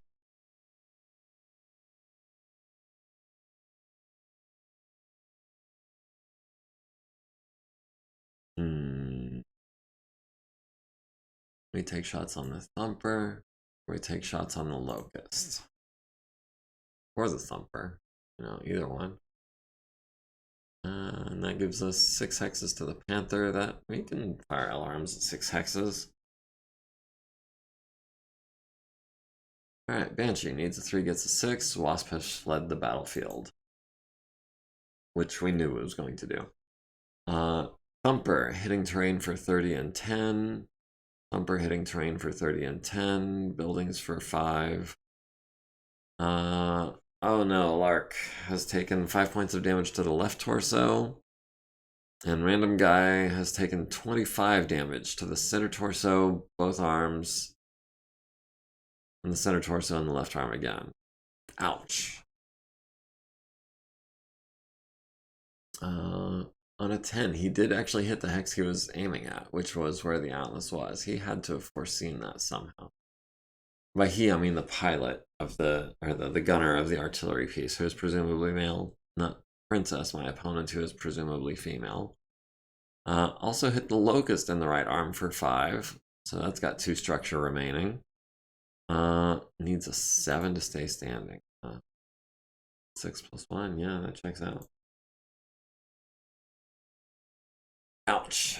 So yeah, that kind of hurt. These artillery pieces got to go, man. Alright, Stiletto on the long. Don't know what you think you're doing.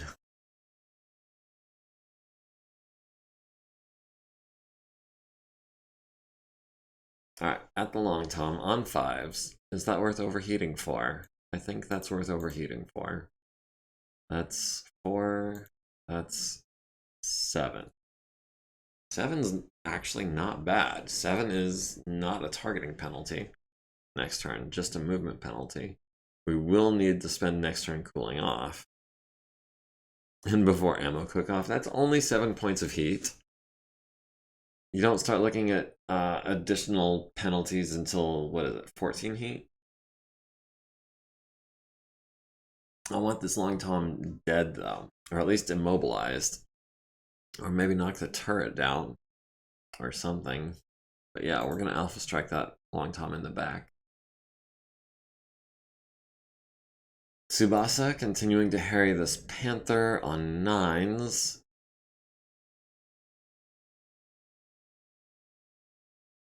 We'll skip the other large laser and we'll go 1, 2, 3, 4. That puts us at 2 heat, which hopefully something connects and makes it worth it.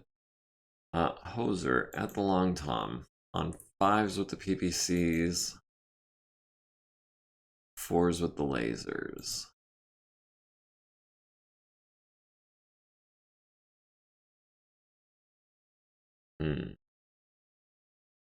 Yeah, we'll go 5, 5, 5. Yep. 4, 4. That leaves us with one heatsink unneeded, which I think is the best we're gonna do right now. Warwolf clearly has no targets, but he's trying to reposition to where he does.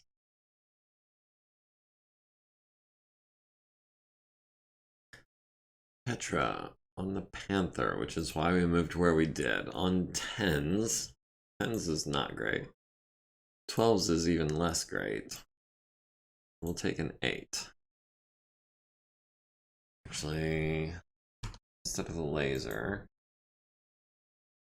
we'll go autocannon, LRM, SRM.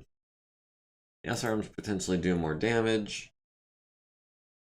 And also, I kind of want that ammo bin empty if I can get it by the end of the battle. I don't think I will, but, you know, makes sense in my mind, at least, to work towards that as a goal. Just as a matter of habit. Wyvern has no target.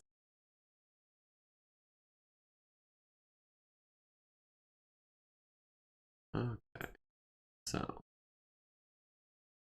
against the Panther, we've got 10s with the LRMs, 6s with the lasers. Or that's going to be 7s on the Firestarter, I assume. Yes. How much armor does the Firestarter have in its legs?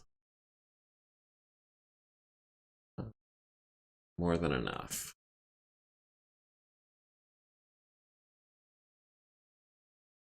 No, we're gonna go for the easy shot. We're gonna try to hit this Panther with our lasers. Gives us a cooldown turn, that's fine. But then we should probably start backing off. Okay, that's interesting.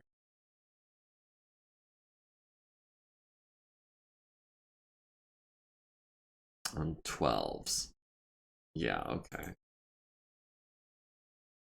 Now with the SRM6, I'm not trying to empty that bin. I'm trying to conserve those. So, but then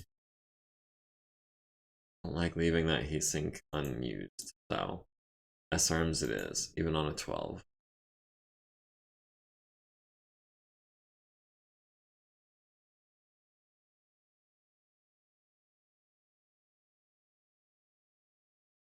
Sevens versus 9s. We'll go for the thumper.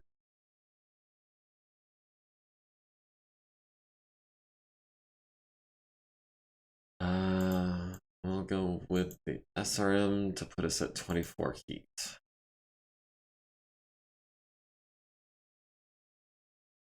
Alright, this is going to be a bit of a report. The Cronus hits the Long Tom in the rear with the large laser, immobilizing it, and the rear again with the medium laser, and all 4 SRMs to the rear, leaving him with 54 armor remaining. So, we destroyed his engine. He's immobile, but he's going to be really tough to take down. Stinger missing on 8s, Blackjack on the Panther, hitting him in the right torso rear, destroying it with a medium laser. So that's his PPC out of action. Everything else missing. Firestarter at the Archer, hitting with 1 medium laser on a 9, hitting the left torso, leaving us with 19 armor there. Locust missing the Archer on 9s and 11s. Hoser on the Long Tom, hitting with 1, 2, 3 PPCs to the left side, immobilizing it. And leaving it with 50 armor on the left side. 2 medium lasers to the front, leave it with 70 armor. Oof. That's also going to be a tough one to destroy. Panther at the Archer, landing 3 SRMs to the center torso, and left leg. Panther missing the Blackjack, Orion missing the Panther. LRM5 turret quad missing the Orion on 8s, Thumper missing the Atlas on 12s, Archer on the Panther hitting both of those medium lasers to the left arm and the right leg, leaving it with 5 and 7 armor remaining respectively. Panther missing the Cronus, Wolverine missing the Panther, Wasp hitting the Orion with a medium laser in the right arm, and 2 SRMs to the center torso rear, leaving us with 6 armor there. The Atlas on the Thumper missing with the autocannon, stunning the crew with his medium laser, and immobilizing it with the second one that hits, actually the third. And then 4 SRMs all to the right side, immobilizing it and leaving it with 24 armor remaining. So immobile and stunned. That's a good combo. Yes, we are going to kick with the prone. Yes, on a -1 we will definitely be kicking. With the Blackjack, can we... No, we can't kick the Panther. Let's not worry about it then. Poser is going to kick the Long Tom on a -1. Warwolf, you're not kicking anything. Petra should have torso twisted so we could punch. But alas, hindsight is 2020. Wyvern, you're not punching or kicking anyone. Archer, you are kicking this immobile Thumper on a -1. Random guy, you're not kicking anything. Alright, the Wasp kicking the Orion in the right leg for 5. Oh, I was gonna say, why not 4? Because he's a melee specialist. Random guy, yes. You are... Wait, what are you doing? You were... not going to kick, was what you heard your name. Sorry.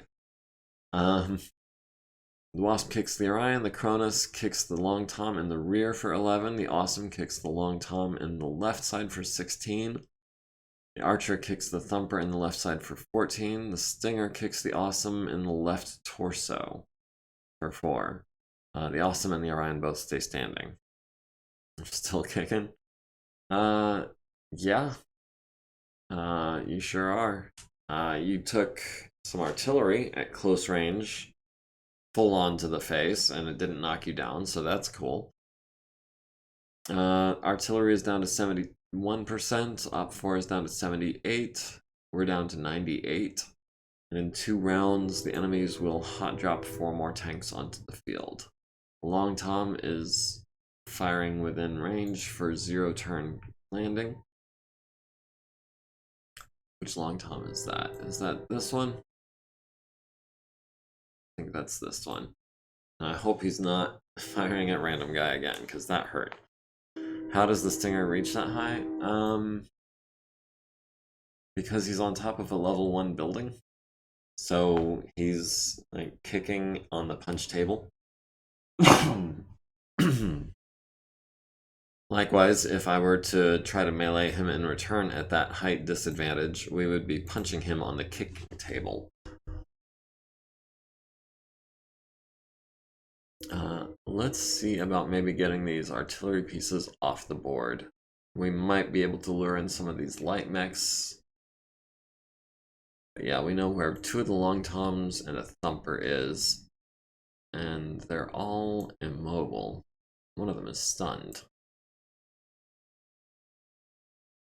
Alright, so we'll start with the Mark II Archer, which is, who is that again?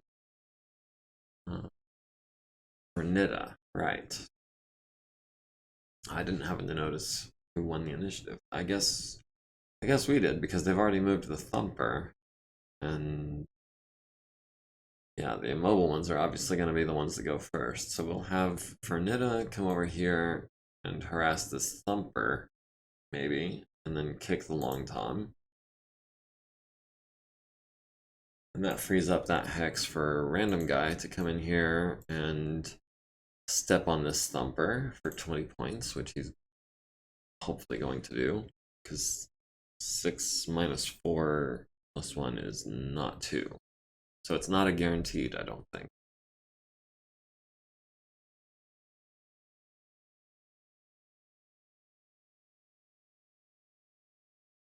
That's closer. We back up to here, I think. We'll at least kick the long tom. And then next turn we'll probably back up one more hex and just lay into it from behind.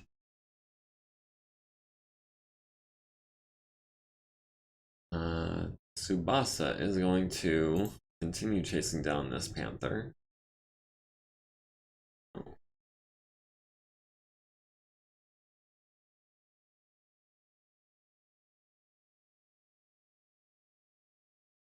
Okay, the fire starter has gotten in behind our archer. Stiletto can get in behind this fire starter.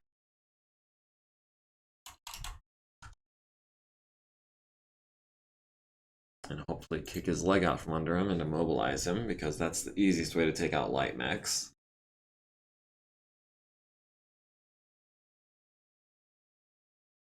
Warwolf is just moving full speed down this alley. Now let's go ahead and sprint. I don't think we're going to have a target.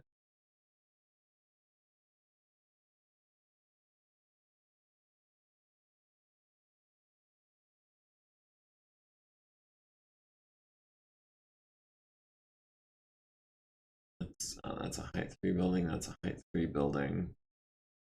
They're all going to be too tall to see through. 9, 7, 7. Yeah, we're not going to get eyes on him. Best we can do is maybe keep an eye on Tsubasa's back from here.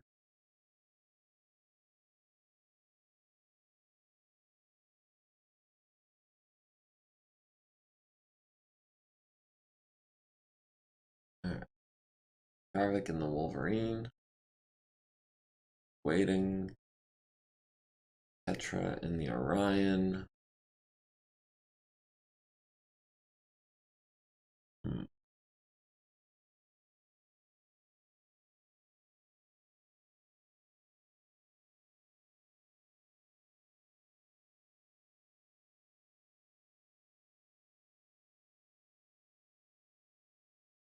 Should be able to see this panther. That's going to be a left side shot though. And that's also going to be a PSR. On a 3, yeah, we can gamble on a 3. Alright. Garvik. A height 5 building. And we height 1 building. That's going to be a PSR, isn't it? How tough is this building? 123. That's going to be a PSR of 13.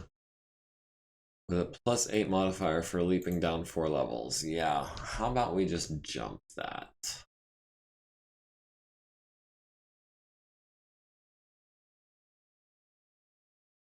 Alright, Orion needed a 3, got a 10, so that's cool. Alright, the Thumper hitting, missing and scattering to hex 134. Terrain takes 30 damage. Locust takes 15 damage, 5 of which to the head, causing his first consciousness check. 5 to the left arm, 5 to the right arm, destroying it. Transferring into the right torso, leaving him with 5 armor there. So that was good for us. Let's see, Long Tom, number 58, hits, misses and scatters to 0137. Building takes 50, terrain takes 30, terrain takes 10. So that looks like all the artillery for this round.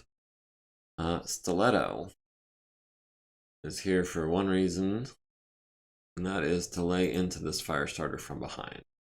We're going to skip the large laser. We'll go 1, 2. Do we stick at 6 heat? I think we're going to stick at 6 heat. That's going to be like that. Everything but the large.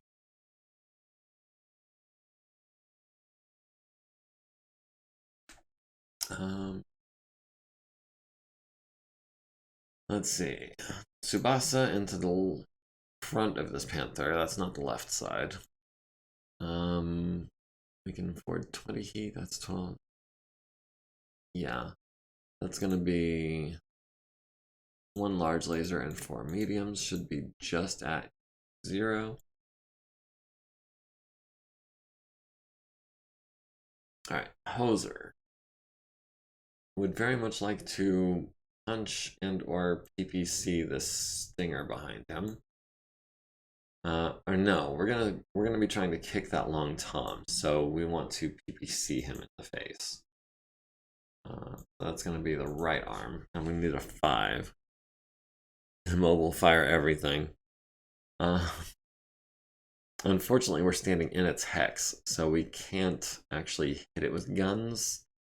We're gonna step on it, and then next turn we'll be behind it, and then we'll hit it with everything. But for now, the only shot we have is against the stinger. It's a shame that the head doesn't swivel to match the arm arcs. That would be a house rule I would consider if I were doing this on tabletop. But yeah, I think it's that 1 PPC is all we're firing this turn, sadly. Warwolf sprinted this turn anyways, didn't he? I believe he did. Yeah, attacker sprinted. Petra has shots on this panther. Again, that's going to be on his left side, not his rear arc. That's going to be on 8s and 10s. And 11. We'll go heat neutral on 10s this turn, and then we can maybe lay into him better next turn.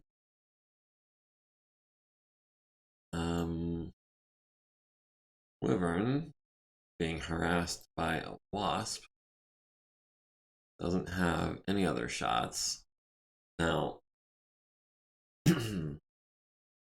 could fire the left arm medium laser at this wasp for 5 damage on an 8 because he's unspecialized. Or punch for 7 damage on the punch table, which is more likely to hit the head, and I believe that'd be on 6s because it has battle fists and it doesn't have the unspecialized penalty. So we're just gonna torso twist and wish we had something we could fire our missiles at.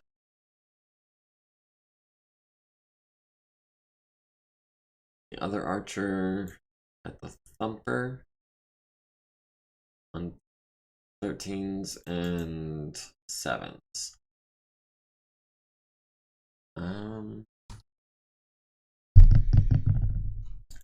Likewise, we're gonna be kicking.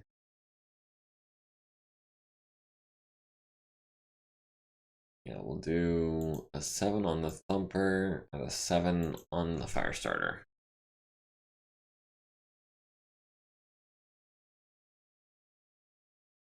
Alright, our Wolverine has shots on this wasp in the back on 9s. Let's see, 9, 10. Yeah, we'll go with the large. 1 medium and the SRM 6. Put us at 4 heat. Riding that curve.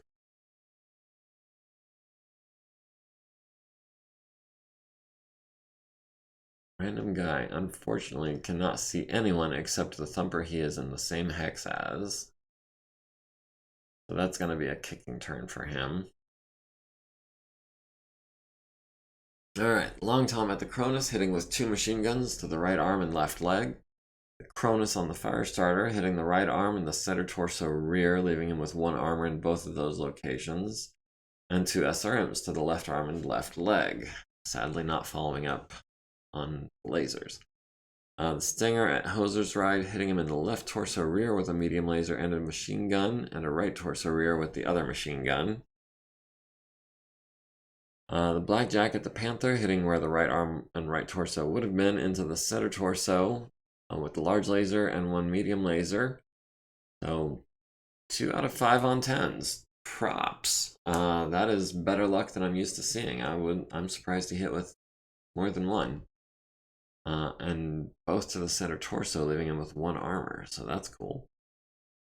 Fire starter on the archer, hitting the center torso rear with a medium laser, left arm with a machine gun, and the right leg with a flamer for 2 points of damage, no heat or anything. The locust at the archer, missing on a 9.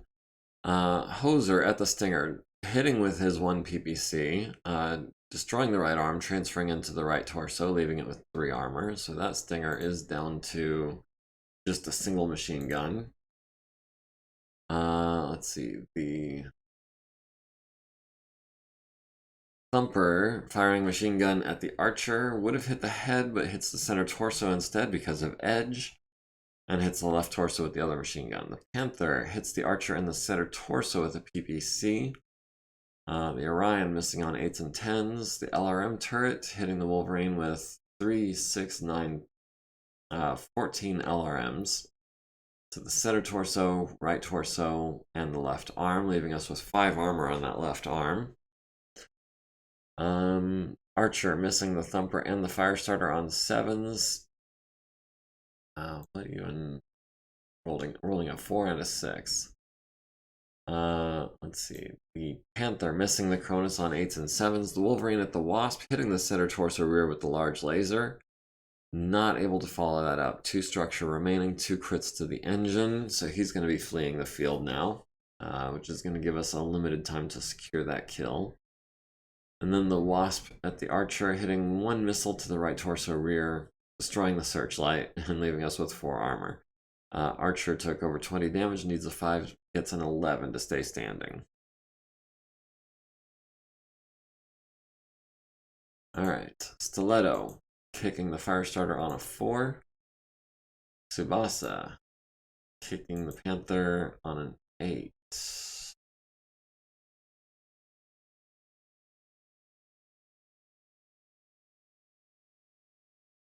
Can I see the Panther, please? I would like to know how badly damaged his arms are.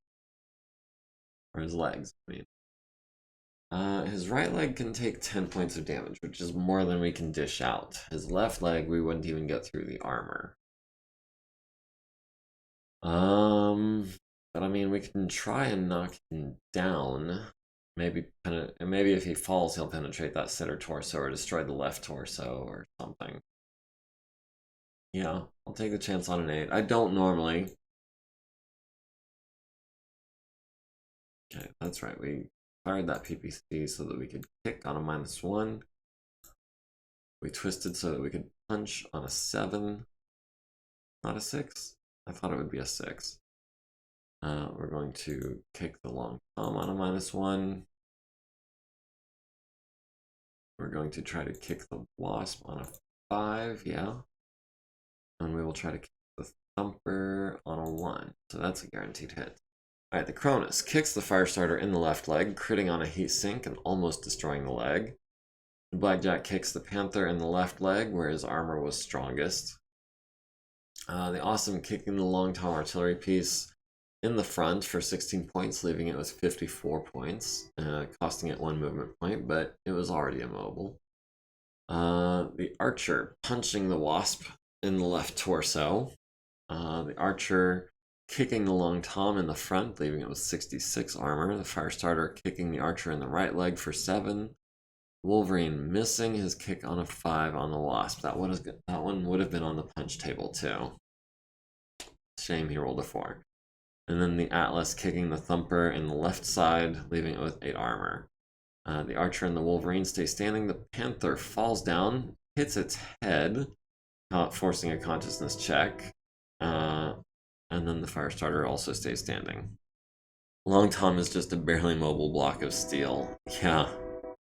Yeah, these Long Toms and Thumper artillery pieces just have so much armor. Cronus is at 6 heat. Wolverine is at 4. Everyone else is chill. Their Wasp picked up 6 points of heat this turn because of those 2 engine hits. The Panther is now at 8 heat. And the other 2 Panthers are at 3, and the Firestarter is at 9 because Firestarters have 0 heat management. Those flamers are wasted on a mech with 10 heat sinks. So we're at 96%, they're at less than 70%. And we have been playing for over 2 hours. So I don't see us finishing this up in the next hour, likely, because they're about to get reinforcements. So what we're gonna do is we're gonna go ahead and save our game. We're gonna save that as artillery base. artillery bay. I'll be heading off myself shortly. Okay, well, good timing. So we're gonna save this. That is saved. And then, just because I like redundancy, we'll also save it as exit save. We're going to go ahead and save the campaign 0808. So yeah, that's going to be a new day since the last time we saved. We're going to start the first of a 12-hour session. Maybe soon, maybe, no promises. Marathon stream, play till you fail a mission. I mean, at this rate, I mean, the computer gave me this one as a draw, but so far my success rate is only 3 out of 4.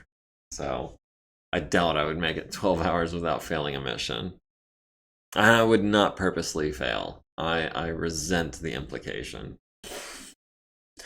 But anyway, I'm glad everyone was able to join me tonight.